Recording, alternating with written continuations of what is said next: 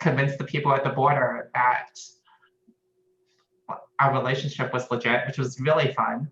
But yeah, that is, I guess, something interesting. Well, yeah, that seems really complicated. Happy it worked out. Emika? I don't know. I'm not a very interesting person. There are some interesting things about me, like I have different versions of my name in English. What else? Yeah. Oh, well, I mean, I'll just follow Rosa's sort of lead. I'm doing my PhD is in films and television studies, basically, but I'm also looking at sexuality and gender. Well, gender and sexuality, sexuality and gender. Yeah. Cool. Yeah, fantastic. So the next question that we have, so I guess more getting into the event now is, could you guys describe some social work or say academic barriers that you may have faced or not, say as identifying within the LGBTQI community, and how have you overcome these barriers? So when you say barriers, do you mean like structural barriers or mental, or what kind of like barriers do you have in mind? Well, yeah, for instance, so I guess what was obvious or what more comes to the mind for me would be structural barriers. I know, especially within Central Europe, there's still a bit more socially conservative, and so your supervisor can be less keen to, I don't know, to give you more projects or interact you based upon potentially your gender identity. So of course, it could be mental barriers as well, but it's what are some aspects about being within the LGBTQI community that you may have noticed for yourself or for others? Yeah, I've been thinking about it actually, because I guess, I mean, you gave us the questions to think about beforehand. So, you know, I have to consider myself either lucky or privileged or both. I haven't got that much experience to share when it comes to acceptance and barriers in Lithuania, because when I only did my when I was in high school, I didn't identify with LGBTQI, so that kind of wasn't an issue at that time. When I was at university, I only did my undergraduate degree in university, and I didn't openly identify. So I guess that was my way around it, because I kind of took it for granted that it would be difficult if I did. So I mean, all of my like close circles knew about it, like all my friends at university, my family knew about it, but nobody like who wasn't close to me did. So but that was good 15 years ago, I would say, right? Or 12 years ago. But did you have much stress and feeling that you couldn't be free to talk about? Well, that is kind of a difficult topic to talk sometimes, but like I know I didn't, because I took it for granted. I didn't feel that I wasn't free, and I didn't have this necessity to be open, because nobody is. I mean, if you feel that, oh, somebody is and you aren't, then you feel like that you are left out. But because nobody is, you kind of feel like, oh, that's the state of affairs. I'm sure that people who are 10 years younger than I am and are at university now, they feel different now. But back in the day, I mean, because all of my friends like we're okay with it. I mean, I had my social bubble where I was comfortable and fine. The fact that, oh, you know, my supervisor back in the day or my, you know, professors did not know, didn't kind of cause me any distress, because I also did not hear anything negative about LGBT. I didn't hear anything positive, but I didn't hear anything negative, that there is something wrong about being LGBTI, or there is something, you know,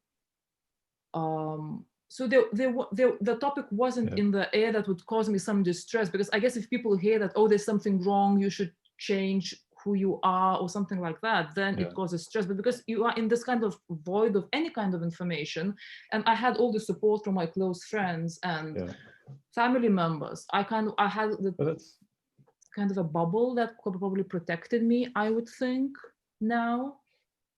But then it's really interesting to hear, and I'm guessing potentially that different based upon what your background is, where you live, and what your identity is, could very much make a big difference in what stress you might feel as well. But Hassan, do you have anything to add to this? I guess a little bit. In some ways, my experience has been a little similar to Rasa in that I have sort of a privilege of being able to pass as not belonging to the LGBTQ community in real life. And it's not something that will necessarily come out unless I bring it up. So in that way, with structural barriers, it may not be that much of an issue. But on the topic of like stress and not being able to be sort of who you are, I do definitely have experience with that. And it's more centered around the stress of like worrying about if people will find out and what the consequences of that will be. Because where I'm from, you definitely do hear a lot of negative things about the LGBTQ community. Go ahead. Would it be? I'll move the conversation to the other two in a second. But would you mind sharing a couple, say an example of what you mean by having stress and having people realize what your gender identity is in North Carolina? Well, it's not really with gender identity for me. It's more just sexuality. But you mean like specific instances where I may have felt stress, or? Yes, well, if you don't mind sharing about how you, what barriers do you face, and or what consequences are you worried about if you were to share your sexual orientation with? I mean, especially like when I was in high school and college, it was just sort of a ever-present sort of stress. And it's not like you're worried about one particular thing, it's that you're more worried about a lot of different things that could potentially happen. Like it could be something as low stakes as maybe a friend just doesn't want to hang out with you anymore. Or it could be that a lot of people suddenly know something personal about you because you've been outed to a larger community. It could be something like a professor or somebody in a position of power may look at you differently and pass you over for certain things. So it's not that I was worried about any one specific thing happening. It's just a lot of things that could happen that I wouldn't want to happen. And it's kind of like this uncertainty ends up being very oppressive, and that you there's so many things that you don't know how it would affect you, so it's difficult to. Elaine, how about yourself? And I'll go back to the main question, which I guess we've deviated a little bit from, which is, have you faced any, say, social work or academic barriers, and identifying within the LGBTQI? And so I think I empathize a little bit with what Hassan said, because of the idea that like it wasn't anything specific that I was worried about, but more a general feeling of it wouldn't go well. Like basically, like I came out to my parents like sophomore year of college, and they didn't take it well. right? And then so I assumed that like if they didn't take it well, then everyone else also wouldn't take it well. So I just, hid that, and I was taking hormones in secret, which like looking back at those pictures, it's like very obvious that I was taking hormones, and like it was really funny that nobody like realized, but that's a different story. But like I didn't know, like it's weird because a lot of my friends at the time, like I told them afterwards, they would be like, yeah, we would have been totally accepting if you just told us. And like a lot of the people who I had been surrounded with at the time, like they would have been accepting, but like I just didn't know that they would. And that general fear, I think, made it very difficult to come out. Like I came out to my parents at 19, and I didn't come out to everybody else until like 4 years later. So that was definitely, it was definitely like very, it was a fear of the unknown, of like how people would react if I were to come out. And I think that's why something like this is very important, because it gets this sort of message out there. It's like, well, obviously we're here, we have this platform. That means there is at least this organization that is, at least at a certain level, supporting LGBT people and stuff that like that sort of thing exists. Whereas in 2012, that was not as common. It's, and actually, just for later in the conversation, I am really curious to see what your thoughts are, if and how fast society is moving towards being accepting.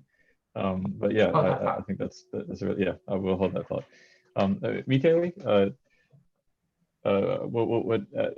what do you have to add for, say, on top of Hassan, Elaine's comments, and also potentially, have you faced any social work academic barriers, or do you know of any barriers? So I mean, like, I have maybe 3 things to say in terms of barriers. Just to mention, which I didn't mention before, like all my academic career was in the UK. So I did my undergraduate and my master's at UCL, where Russa is doing her PhD, I think, right? Yeah. And now I'm at the University of Warwick, which is also in the UK. So one thing I want to say, like, which was more to a thing in my undergraduate and a little bit less so in my master's studies, is that, so what my academic focus is in my PhD and what I kind of semi-focused on in my master's and undergraduate was basically culture studies, specifically film and television, but also like looking specifically at gender and sexuality and Soviet and Russian cinema. And because of that, the type of classes I took, for example, I took a class on East European cinema from CEAS. The way it was taught was very sort of in a way that doesn't really mainstream, well, not mainstream, but doesn't pay attention to like sexuality or how cinema is used to maintain heteronormativity. And even when gender questions were being raised in these classes, it was in a very heterosexual and heteronormative way. And I'm not saying that the person teaching it was sort of homophobic or something, but it's just like I found, because basically when I was at UCL, most of the classes I took were not from the School for Slavonic and East European Studies, but when I took classes from the School of Slavonic and East European Studies, I always found that both the students and the curriculum was quite sort of heteronormative and centered on heterosexuality. And I did actually, especially in my undergraduate, hear a lot of homophobic stuff, especially from, I mean, Russian-speaking students, but I mean, it is what it is. That's kind of the one thing. The other thing, which I kind of, it's not really an academic barrier, but I found it very difficult to find people who specialize specifically in sexuality and Soviet and Russian cinema. I mean, there are people who specialize in like LGBT rights in Eastern Europe and in Russia, but not so much on film. And there are people who specialize in on gender and Soviet cinema, but not really on like non-heterosexuality. And another thing which I find really annoying, which is definitely an academic barrier in literature that focuses on LGBT rights in Russia, is that it often makes a sort of unexplained assumption that places like St. Petersburg and Moscow are much more gay friendly, and in a very racist way that kind of disqualifies, because Russia is a federation and it has regions that are like indigenous. Actually, there are no regions that are majority indigenous people, but there are regions where indigenous groups come from, and there are regions where national minority groups come from. And the way literature that focuses on LGBT rights talks about Russia is in a very sort of like urban-centric and specifically ethnically Russian-centric way, like making generalizations like Russia is a Christian country and like the Orthodox Church influences the way people view sexuality. Well, that's true, but there are regions that are 80% Muslim majority.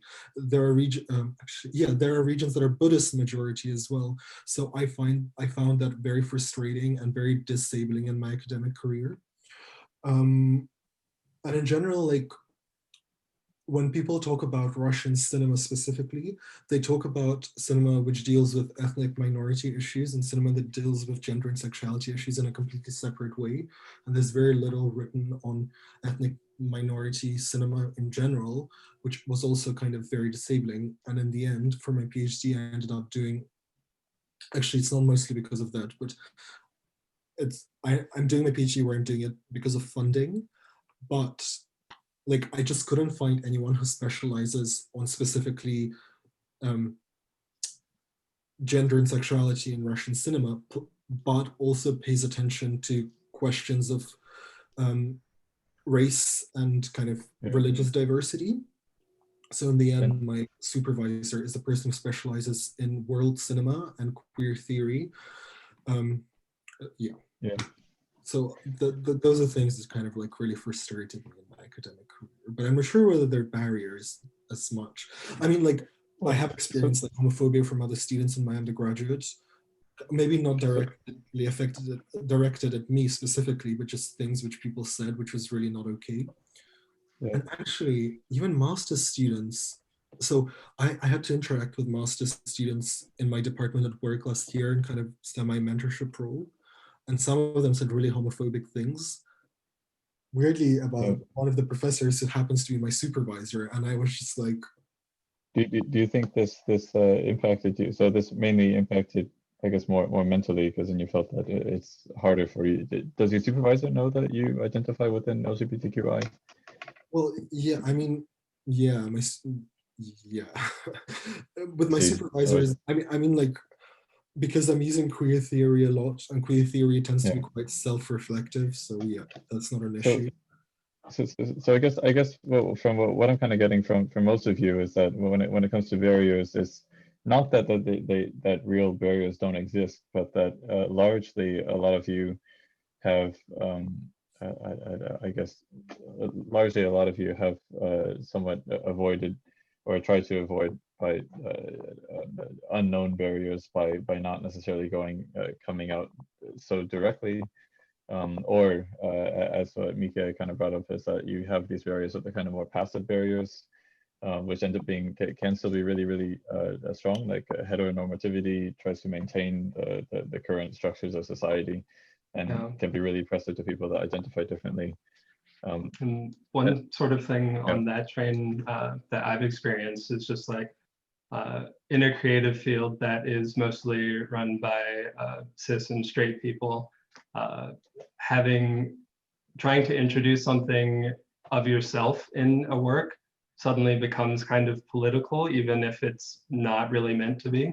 So like if I wanted to introduce a gay person in a game, if the game is being run by a bunch of straight people, they might see that as like, oh, well, why do we need to include that?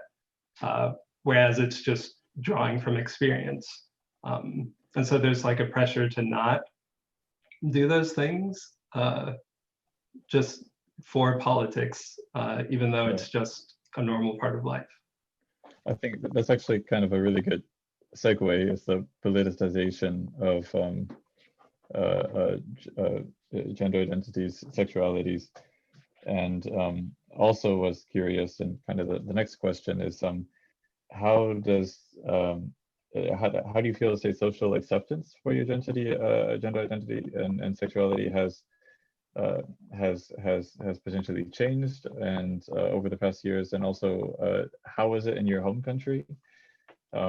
I know definitely in the United States, there's as Hassan brought up, there's definitely a lot of politics over various different identities, probably even more so, as kind of Mike brought up, when you have so many you have intersectionality, you have a lot of different identities that overlap, and this can make things even more complicated. But yeah, to ask the question again, how do you feel social acceptance has changed over the past years? And particularly, how is it now in your home countries?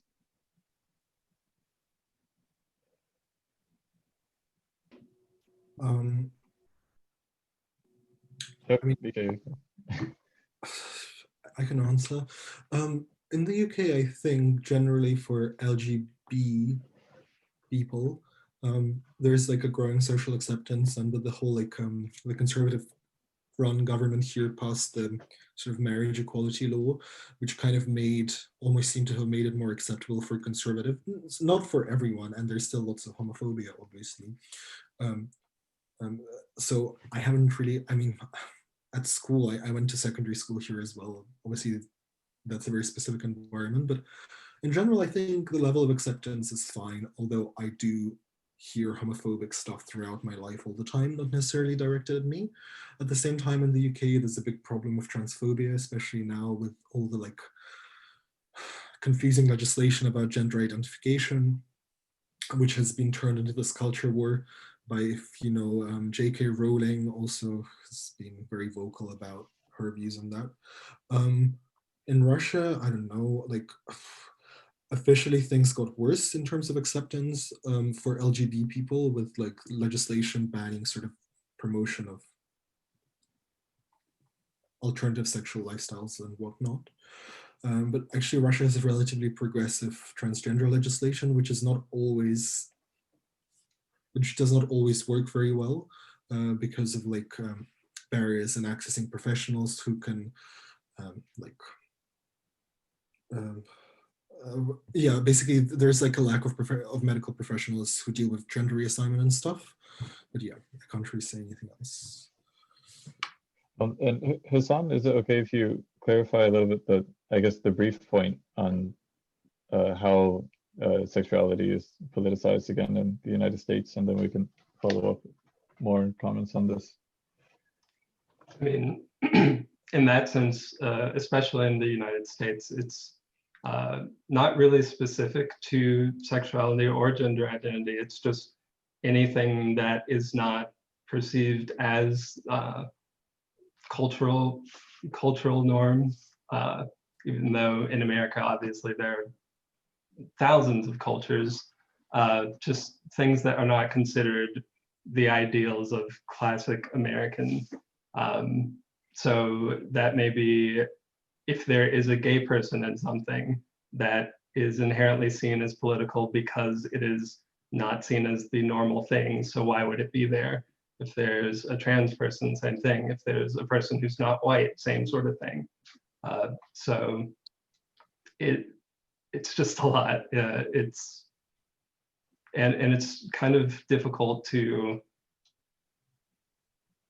sort of overcome that without just doing it, because you're in this position where it's not seen as normal because people aren't exposed to it very often, but by trying to expose people to it, you're seen as being political. So it's catch-22 in that regard. Elaine, yeah, what do you have to say about this, and is it better in Canada? So it is obviously better in Canada, but many things are better in Canada. I'm very happy about never having to say the words "it's 85 degrees outside" ever again. But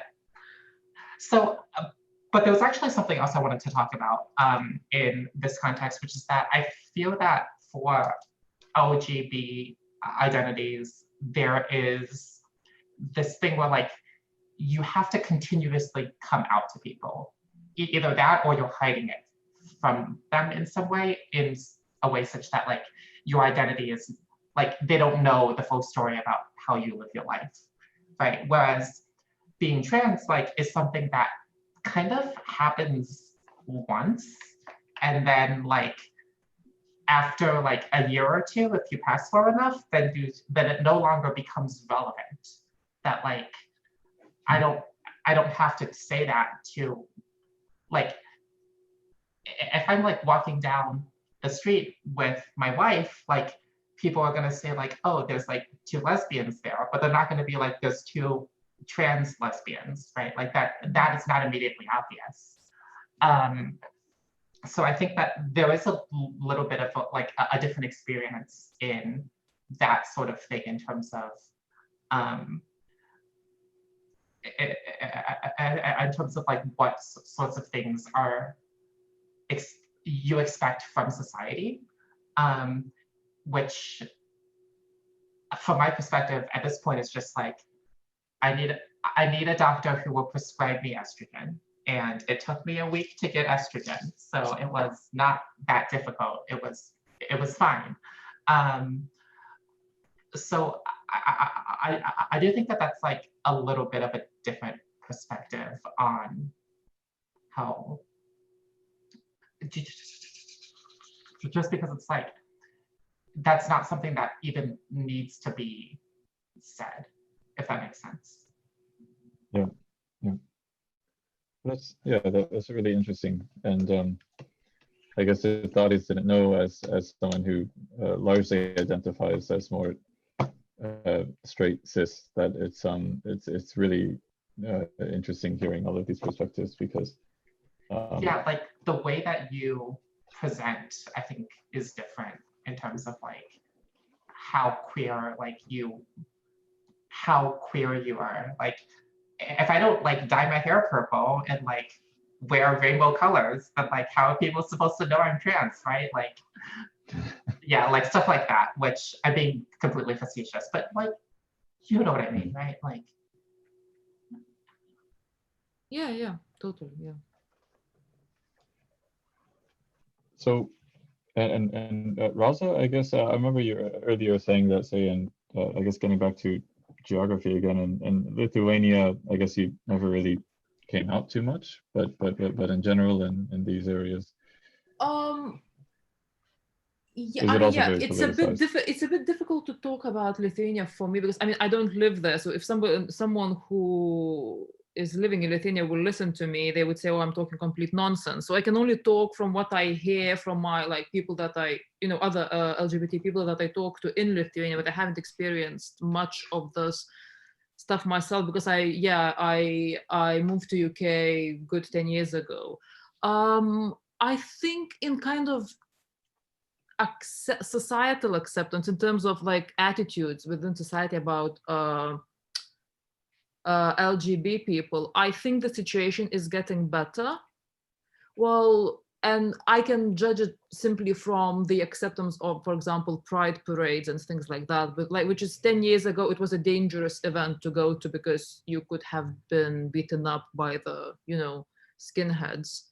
Whereas now, like last year, for example, it was an amazing, you know, carnivalesque festival, and lots of like, you know, families, like, I mean, straight families come and support. They just take, you know, their prams with babies, and, you know, you see this wonderful festival happening, and there aren't that many anti-pride protesters. So I guess, yeah. Do you think it's becoming too commercial? Is it yes. Are we commoditizing? I mean, at the moment, I'm just happy that there's kind of a safe and fun place to be, because it has changed within a decade. So it just started to be a safe and fun place to be. So I'm not worried too much whether it's too commercialized or not. I think it's just, at the moment, I'm happy. Maybe in 10 years, I will say, oh yeah, it's too commercialized or something. When it comes to trans people's acceptance and rights, I don't know that much about it. So I don't want to make some kind of crude mistakes, but I think that's the worst situation from all the identities in Lithuania. I mean, so you can't do any medical procedures in Lithuania. None of these are in place. you But kind you're of not allowed to, or there's no doctors who do it? Because those are two different things. yeah, there's no doctors there. Nobody would do that for you. Okay, but you could go to like a different country and come Oh, back, yeah, and yeah. that's legal. Okay, sure. Oh yeah. I mean, you can go abroad and do that, like as far as I know. And there's supposed to be a legal kind of basis to change your documents. There's supposed to be. There is some kind of law in place, but it's not developed enough into procedures. So basically, you can go abroad and do all the medical procedures you are like, you wish to do. But when you come back, nobody will give you a passport that would change your legal gender. So that's like the biggest issue, I think, and I think that's what the kind of organizations and activists are most working on. Kind of they're inviting people to speak on TV. They're inviting trans people to talk about their, everyday life and what kind of problems they have. Because I guess in certain cases, like the society doesn't even kind of, when I was saying that I didn't hear anything bad about, I didn't hear anything good about being or not being gay when I was growing up, or when I was at university. I didn't hear anything. There was this void of information. There was the same about trans situation. So most of the society doesn't even know, there is no debate or debate just starting about what kind of issues there are or there could be to these people. And the people like, they don't even understand what's going on, like what kind of issues are happening. So it's what I find sorry. Okay. What I find kind of interesting is that you kind of brought up earlier, as you are now, that this kind of void of information almost sounds as if it was almost kind of positive, which is kind of it strikes me as a bit odd, because I would imagine that like makes a lot of really sense, right? Yeah. Because like, if your existence isn't political, that is a good thing, right? Yeah, so if people are arguing over whether or not you should be allowed to do X, Y, Z, then you are allowed to do X, Y, Z, and that's great. But at the same time, like I guess when Hassan was earlier talking about how stressful it is to have unknown consequences and not know what can be accepted or not, and I don't know. For me, I don't know. It might be more. It's kind of, and I think it's kind of a double-edged sword. Like from my perspective, I mean, I didn't grow up, I haven't developed a stigma of thinking like, oh, being a lesbian is something bad, like God won't love me, society won't accept me, because I've never heard any of those things, right? I never heard that it's anything wrong to be gay. I didn't know such a thing as gay existed even, like it was just like completely neutral term for me. It came only from my experience about, oh, I'm kind of, I prefer girls than boys. But to me, it's a neutral kind of, characteristic of my personality. I didn't hear that, there are these, people who are obsessed by demons, or they are innately kind of, sick or crazy, or I don't know, enemies of the society, what you name it. I mean, I never heard any of those kind of things. So I didn't have these negative, stigmatizing information to overcome later, if that kind of makes sense. But on the other hand, of course, like you can't live in a void. I mean, and once you start establishing yourself, of course, you need some kind of reference. You need to communicate that to people, and people are also in the same situation. They don't understand, should I hate you, should I like you, is it weird, are you ill, should you do something about it, should I accept you? So it's a bit of a confusing situation, and I guess it's also it becomes dangerous then who starts talking about it, in what way it does talk about, it is talked about, yeah. So Hassan, I interrupted you. Did you have a point that you wanted to? I had sort of a question, I guess, for Rasa, because I've read some things about certain countries where that seems similar to the situation in Lithuania, where there's just sort of a void of information. I think one of the places was Japan, where sometimes it's sort of like people use the void politically, kind of. So like they might say, we don't need to discuss these things because those people don't live here. We don't have gay people here, so we don't need to talk about those issues. And I was wondering if you got that sort of sense from your friends who are still in Lithuania.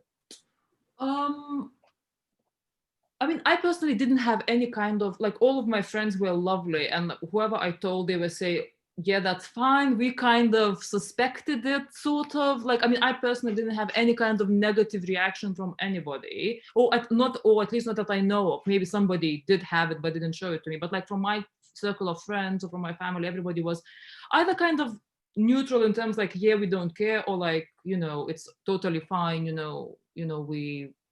are happy with you, be whoever you are. But I think when kind of all like the LGBT politics started in Lithuania, which I would say like it's good 15, 17 years ago, like when it started to become more discussed more publicly, certain groups that try to portray LGBT people as foreigners, as like, I mean, we don't have being LGBT is not something Lithuanian, and it's coming from abroad, it's being brought in, and they kind of try to portray LGBT people as kind of enemies of the nation, so to speak. Like, oh, they're coming here and they're destroying our families and they're destroying our heritage, which is like, all this, they're destroying our traditional values, and that's how they're going to destroy our nation, right? So we had that kind of a discourse happening. And I mean, I can't really judge whether it was dealt with well. I think it, like the organizations that were advocating for LGBT rights dealt with it quite well, because they kind of, people started to speak up and saying like, hey, I am a lesbian, but I am Lithuanian too, and I love my country and I'm patriotic, but I'm still LGBT. I don't want any exceptional rights. I just want to have what everybody else is having. So they're trying to kind of emphasize that, we are Lithuanian as well as, we are LGBT. But that was kind of the response from the non-governmental organizations and LGBT rights activists who were saying that I am this and I am that. So they kind of tried to, kind of counteract that argument of certain like right-wing organizations saying, oh, these people are coming from EU. They were blaming the EU or the West in general. Yeah, it sounds like it would be really tremendously stressful to feel as if your own country people and your own country is saying that, yeah, your sexual identity is destroying the nation. Yeah, it sounds almost kind of hilarious to me, but yeah, I've never heard that really before. kind of scary too. Yeah. I guess maybe Mikhail can say something more about it, because isn't that something similar like in Russia, that they're saying, oh, the West are bringing, the perversion to Russia kind of thing? Yeah, and I think in general, in almost all post-Soviet states, obviously the contexts are very different, but the basic structure of the argument seems to be the same, that, I think maybe Estonia is the exception, but in Russia, they're definitely using it a lot nowadays, especially there's like a government our government has created a whole hysteria around kind of the EU and the US exporting sort of homosexuals and other people like feminists to Russia. And the discourse is very much these people, they don't exist. I mean, in general, the Russian government always says when there are people protesting against corruption on the street, they say that they've been imported from the EU. So that's, I mean, it's not something, it's not something surprising. What is surprising is that when I was growing up in the late 90s and early 2000s, there was a lot of sort of Russian media, not representation, but there were a lot of like gay and lesbian characters in music, Tattoo. I mean, it turns out they were not really lesbians, but there was a whole band whose idea was based on being lesbians. And this has really changed like from around 2005, with the state becoming increasingly aggressive and pushing this narrative that LGBT people don't belong in Russia. And also our activists, especially in Moscow and St. Petersburg, have really started creating this counter narrative, the same to Lithuanian activists saying like, look, we are respectable people, we are also Russians, and we are gay and lesbian. But unfortunately, in the Russian context, that led to increased racism against national minorities, especially those who come from Muslim majority regions, because the identity these activists are creating is very much like, oh, we are for a progressive Russian state, and often, unfortunately, they use sort of Muslim people in Russia as this sort of counterexample of what, like, basically they're saying that Russia is a European country, we want to join the EU, we want to have a rights-based citizenship for everyone, including gay people. And then they talk about how, you know, in Chechnya, this is not the case. And there's been like an example of, I can't remember what the name is, but it's a big Moscow LGBT rights organization that actually tried to do some protest actions in Chechnya, which then coincided with the concentration camps for gay people being set up in that part of Russia. And one of the independent publications, Novaya Gazeta, has actually suggested that the activism, like this sort of very colonialist activism of people from Moscow trying to go to that region and like trying to engage with that region, was probably one of the reasons for them setting up the gay concentration camps. But obviously nobody knows. But in general, sort of that's kind of the unfortunate side effect of all LGBT activism in Russia, is that it tends to be very, very colonialist and very, very orientalizing towards, for example, I have a friend who's from one of the native groups in Siberia, and he experienced a lot of racism in gay clubs in Moscow, and that it just seems to be like a pervasive. Would it also be possible to? It's really amazing hearing.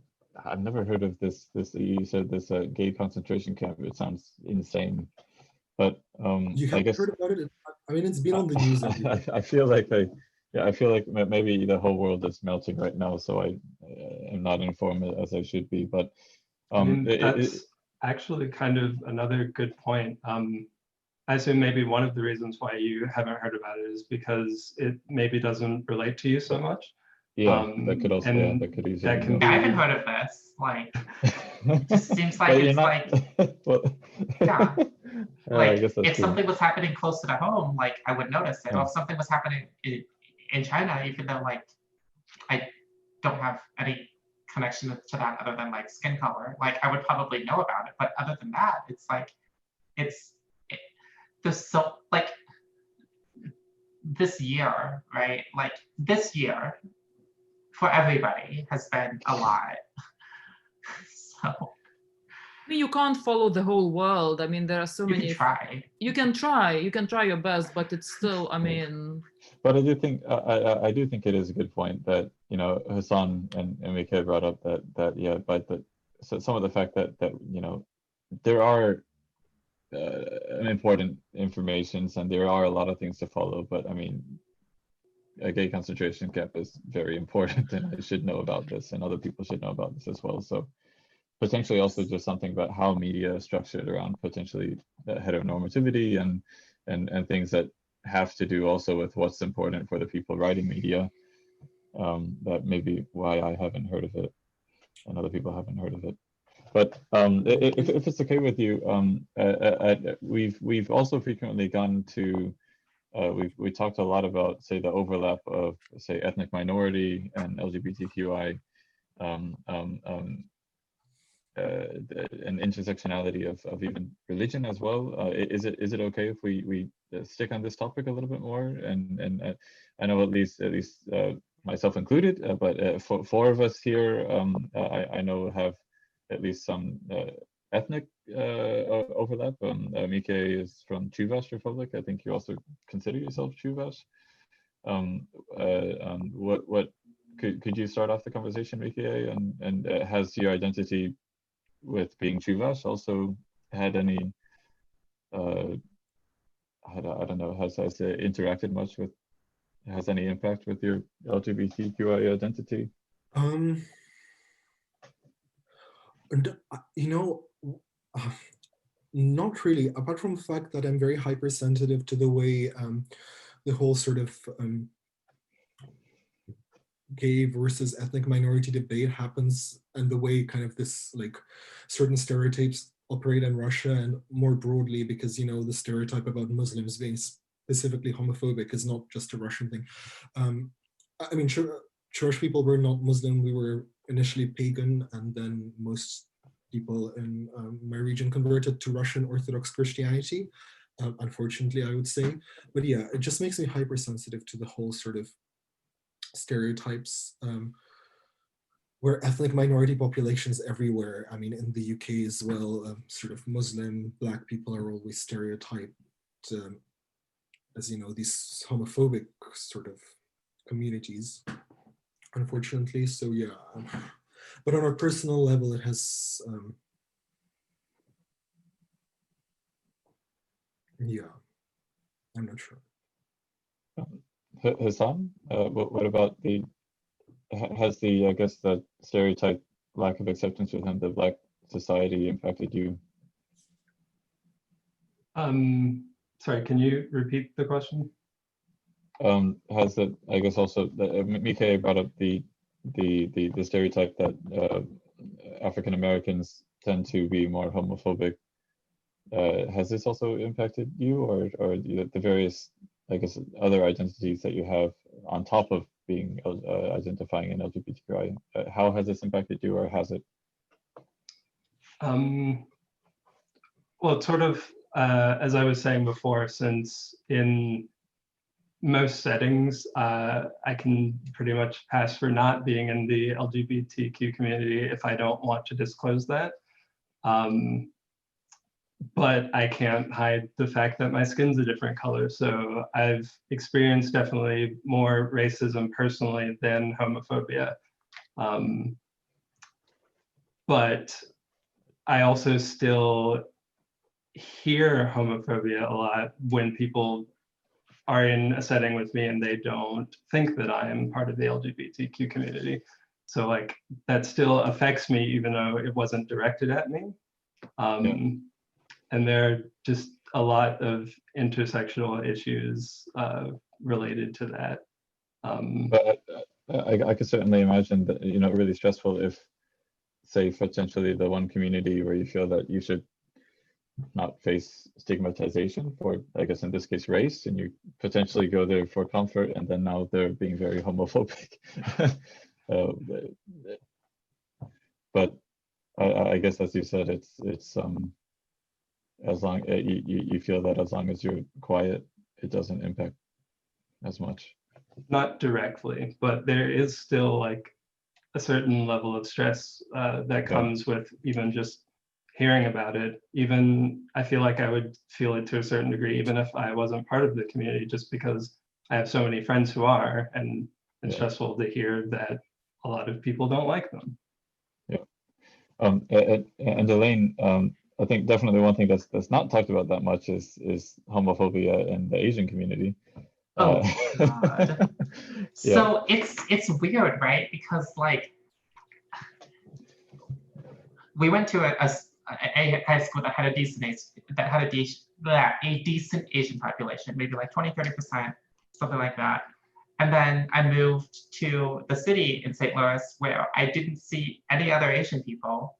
And now I'm in Calgary where there are more Asian people, but not as many. So it's like,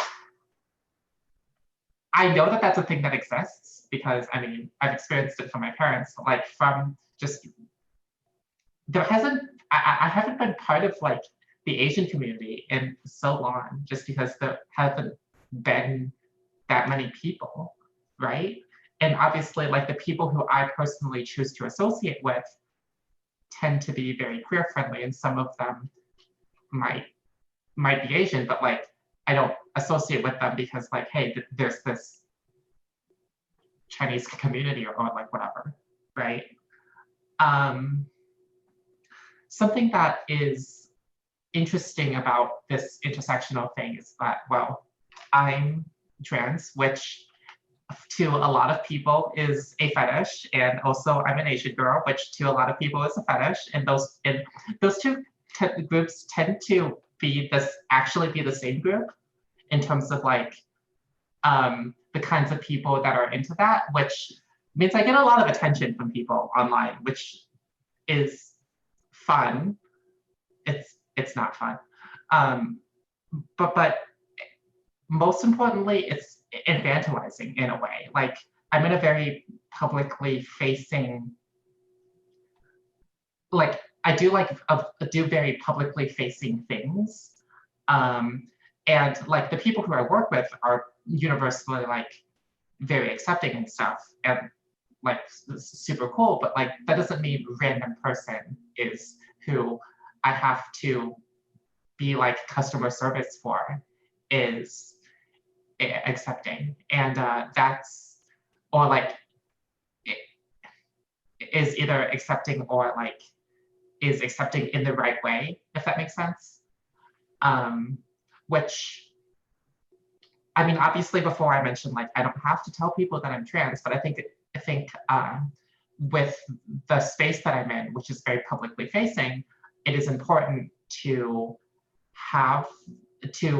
be public about that just for the sake of activism. But that is definitely, but there are definitely costs that are associated with that decision.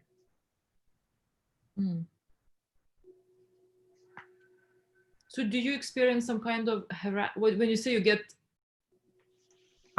attention, I mean, do you mean like you experience harassment from people who are like have a fetish for trans Asian? Yeah, that happens a lot. Jesus. Which, I mean, it's, at the first couple of times I was just very confused and amused, but after a certain amount of time, like if it's online, it's harmless. Like I've decided that if people send me like messages online, that's harmless. It doesn't, that doesn't affect me if it's in person. And I feel like there is either a threat to my personal safety, like this person's gonna follow me home or something, or like, and the sense like I can't do my job because you're not respecting me as a person, then it becomes a problem. And that does happen quite a bit.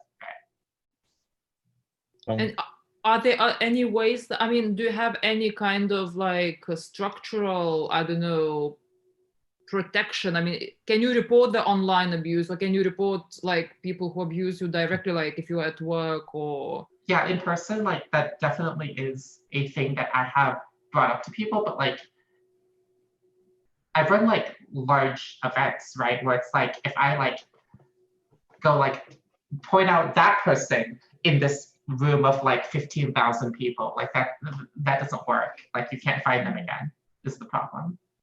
It's just, which, yeah, it just is what it is.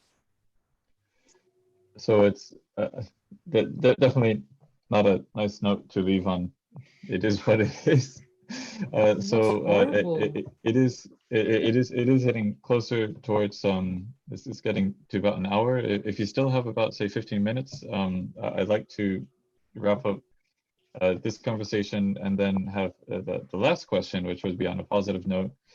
In what would you what are you looking forward to? Particularly, what do you think could be changed in order to make things better for your sexual identity, gender identity?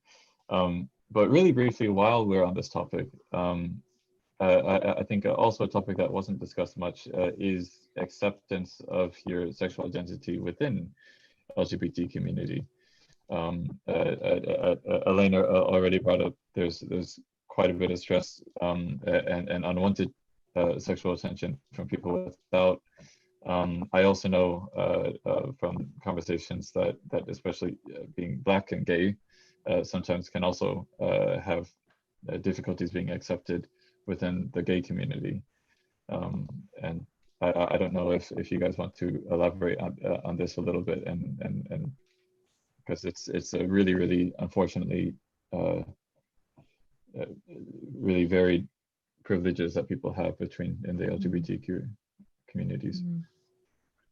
Yeah, I mean, to expand on what I just said, there is definitely a lot of this from the trans community itself in terms of like, I don't know what it is, but certain segments of the trans community like are very overly sexualized, which like, and a lot of the time there's like, a lot of people have this like, there's this obligation that you have to sleep with them, which to me is nonsense, obviously, and I wouldn't do that. But like, I do get a lot of that attention because I'm not white and therefore different, and therefore it is a check mark, right? That people have it on their list or whatever, which is exhausting, for sure. But yeah.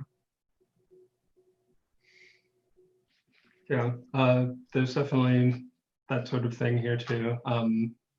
I mentioned earlier, but I live in the American South, which, even though this is a problem throughout America, it's definitely possibly more visible in the South, just racism, and specifically racism within the gay community. I have felt unwelcome within the LGBTQ community for, I guess, most of my life, essentially.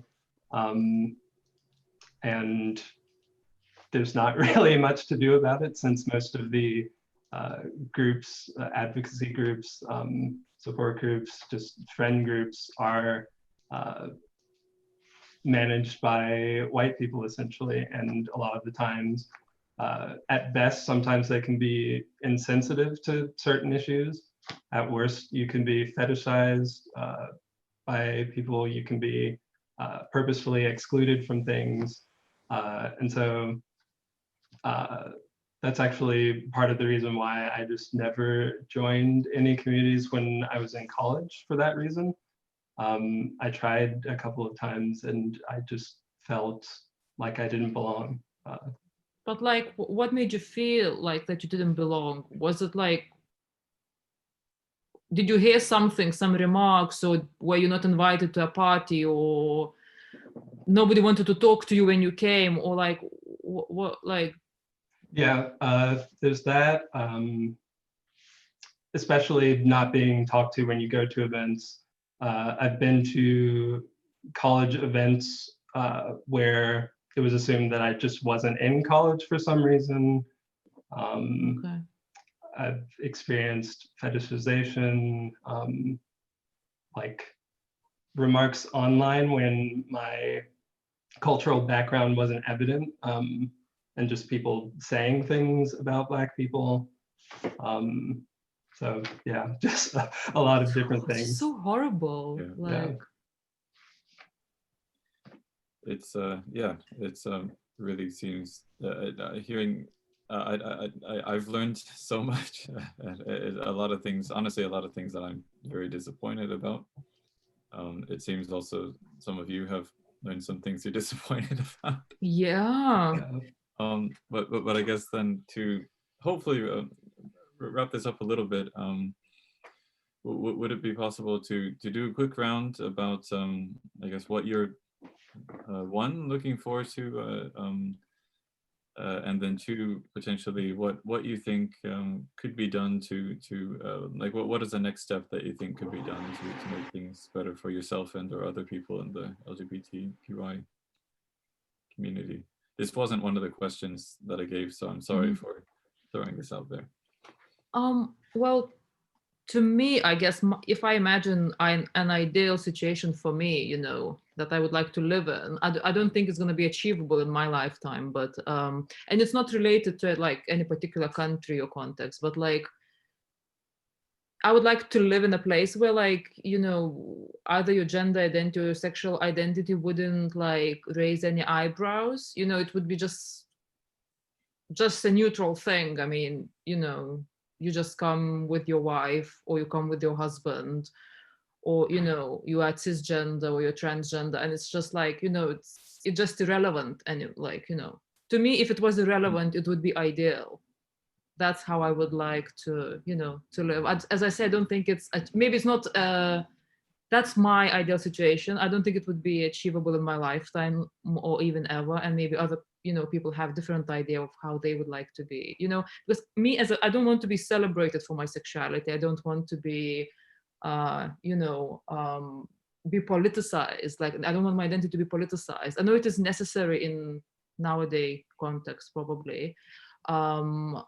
I just want to, you know, just to live and, you know, not think about it. That would be a privilege, just to live and not think about it, not to have a reason to think about it, because it wouldn't be an issue in any way. So to me, that would be ideal. But I like, in terms of how to achieve it, I don't know. And I don't know if it's even possible. Okay.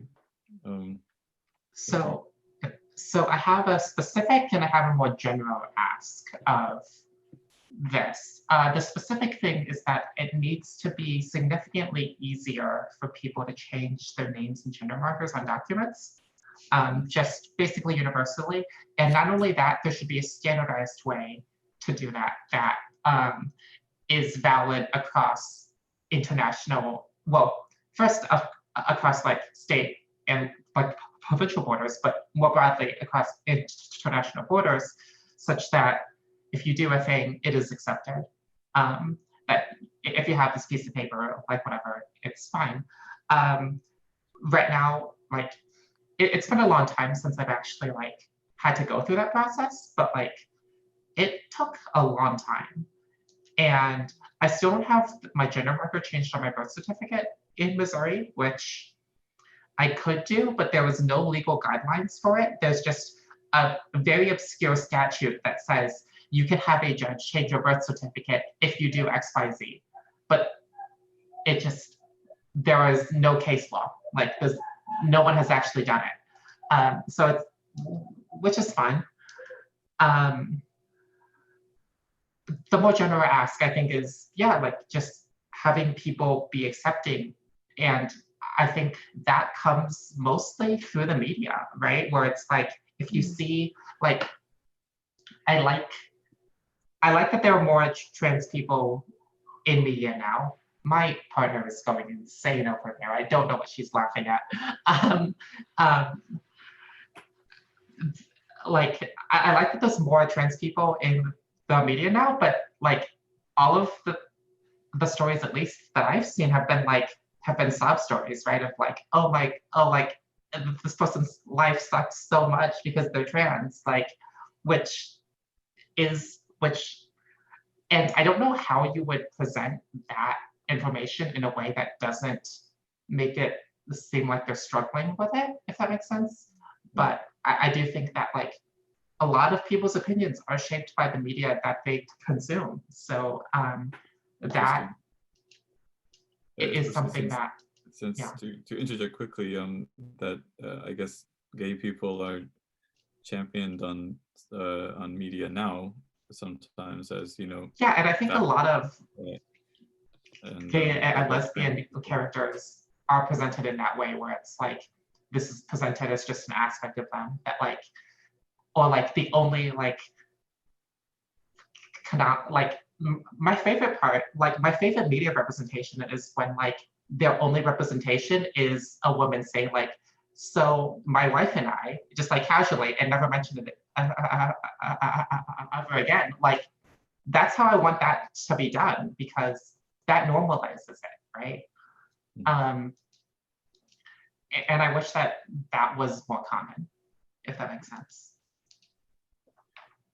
Mikael, what are your key points to make the world better? I think it's quite similar to Elaine. I think, well, I mean, in the UK, there were proposals to make gender self-definition legal law, which then got struck down with the help of like this media culture war.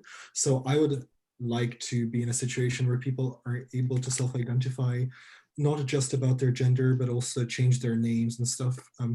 For me, for example, in Russia, you have to have your father's name on your passport as well, which is just like, I have no relationship with my father, actually. I don't want to have my patronymic, and like, why not my mother's name and things like that.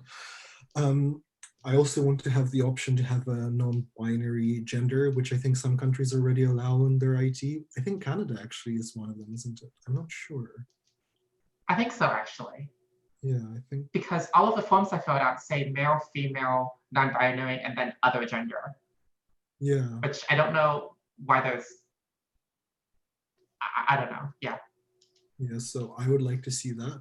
Also, I want to, like, I mean, this is just like a complete pipe dream, but what really pains me about like my ID is first of all the gender thing, and secondly the fact that it's issued in Russian and English. I want to have my ID in my local language and without the symbolism of the Russian state, which is basically a colonial power. But I don't think that will ever change. So yeah. And I think also media representation is really important, and it's important not to like pathologize LGBT, trans, bisexual people, but it's also very important not to just glamorize, you know, this sort of consumption gay identity, which we see a lot of the time, because, you know, there are all types of gay people, and not all of them are stylists, and not all lesbians are butch lesbians, you know. Yeah, but I can say right off that Hassan isn't a stylist. This is the biggest stereotypical I disappointment. mean, I'm a lesbian that wears a hoodie. Like, No flannel at this time of year? I need to get flannel, but like, flannel isn't an indicator in Canada because everyone wears flannel. That's the problem.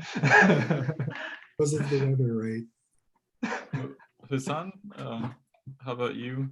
What do you think would make your world and other people's worlds a little bit better?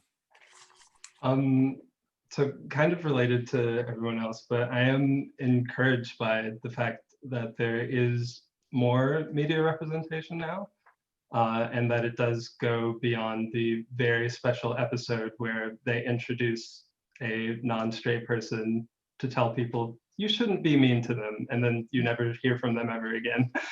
And I'm encouraged by the fact that people are talking about these things more. Like, I remember in high school very clearly that there were 2 visible gay people in, I don't know, I guess we had to have like 6,000 or so kids at our high school.